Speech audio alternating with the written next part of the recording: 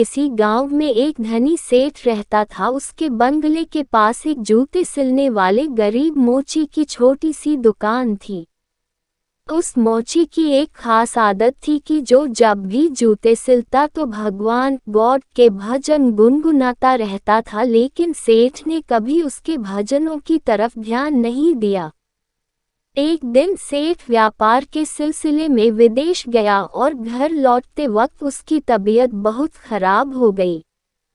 लेकिन पैसे की कोई कमी तो थी नहीं, सो देश विदेशों से डॉक्टर, वैद्य, हकीमों को बुलाया गया, लेकिन कोई भी सेठ की बीमारी का इलाज नहीं कर सका।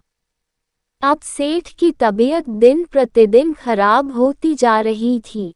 वह चल फिर भी नहीं पाता था। एक दिन वह घर में अपने बिस्तर पे लेटा था। अचानक उसके कान में मोची के भजन गाने की आवाज़ सुनाई दी। आज मोची के भजन कुछ अच्छे लग रहे थे सेठ को। कुछ ही देर में सेठ इतना मंत्रमुग्ध हो गया कि उसे ऐसा लगा जैसे वो साक्षात परमात्मा से मिलन कर रहा हो। मोची के भजन सेठ को उसकी बीमारी से दूर लेते जा रहे थे। कुछ देर के लिए सेठ भूल गया कि वह बीमार है। उसे अपार आनंद की प्राप्ति हुई। कुछ दिन तक यही सिलसिला चलता रहा। अब धीरे धीरे सेठ के स्वास्थ्य में सुधार आने लगा।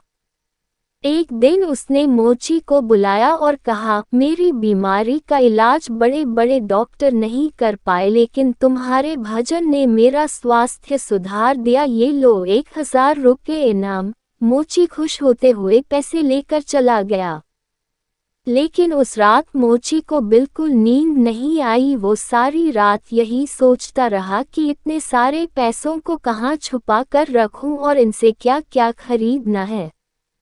इसी सोच की वजह से वो इतना परेशान हुआ कि अगले दिन काम पे भी नहीं जा पाया।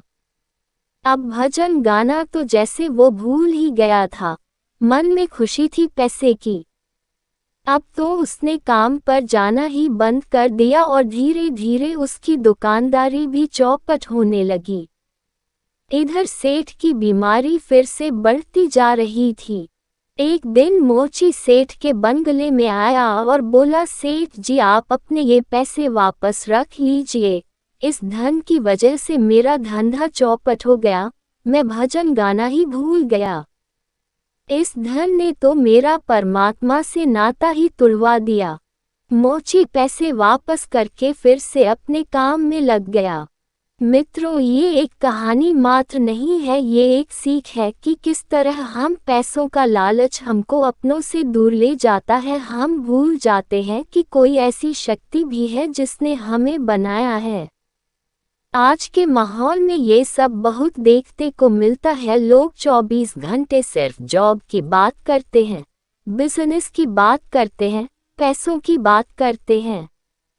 हालांकि धन जीवन यापन के लिए बहुत जरूरी है, लेकिन उसके लिए अपने अस्तित्व को भूल जाना मूर्खता ही है। आप खूब पैसा कमाए, लेकिन साथ ही साथ अपने माता पिता की सेवा करिए, दूसरों के हित की बातें सोचिए और भगवान का स्मरण करिए। यही इस कहानी की शिक्षा है।